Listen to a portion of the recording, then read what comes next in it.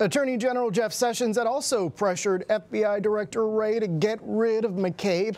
While the White House says the president had nothing to do with today's action, he stands by his criticism. Elaine. Well, Jeff, there are some competing explanations for McCabe stepping down. What new information can you tell us at this point? Well, as you know, this is a hyper-partisan atmosphere here in Washington, and so while you have some sources within DOJ saying that McCabe was forced out, you have others within the FBI saying that that wasn't the case, that he just announced this and this was his own doing. However, this memo, this internal memo email from the FBI Director Christopher Wray late today seemed to indicate that this decision by McCabe to leave was somehow influenced by this upcoming IG report, this Inspector General review of the Clinton private email server investigation. So, you know, I talked to someone on the inside of the FBI who thought that earlier in the day it looked like this was something that McCabe was doing on his own, but after reading this internal email, this internal communication from the FBI Director Christopher Wray, the person that I spoke with had a different view of this and seemed to indicate that somehow Wray may be pressured in some way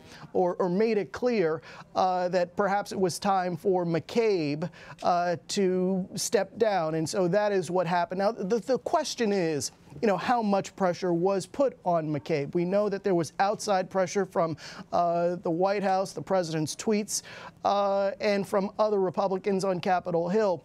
And Wray has to date refused to fire or dismiss McCabe.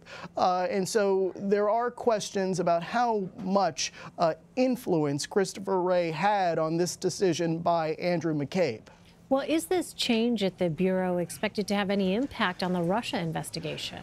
Well, we'll just have to see about that. But what is clear is that Andrew McCabe was a central figure in the Russia investigation. For example, keep in mind that after former FBI Director James Comey met with the president in February of 2017 in this meeting where, according to Comey, the president said, you know, could you drop the Flynn investigation? That's the investigation of the former National Security Advisor Michael Flynn.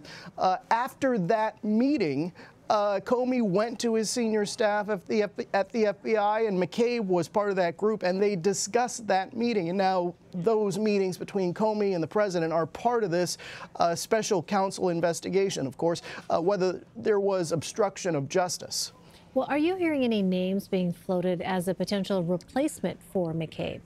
Well, yeah, also mentioned in that internal email by the FBI Director Christopher Wray is the name of David Bowditch. He is already at FBI headquarters. He will take over Andrew McCabe's duties. Apparently, according to Wray in this email, he has asked Bowditch to assume McCabe's role within the Bureau, and I've talked to people inside the Bureau who say that Bowditch is an agent's agent. In other words, he's come up through the system, and he's well liked, according to people who have worked with him. And the public may remember him because he led the FBI's investigation in California into the San Bernardino terrorist attack in 2015. All right, Jeff Pegues in Washington for us. Jeff, thanks very much. My pleasure.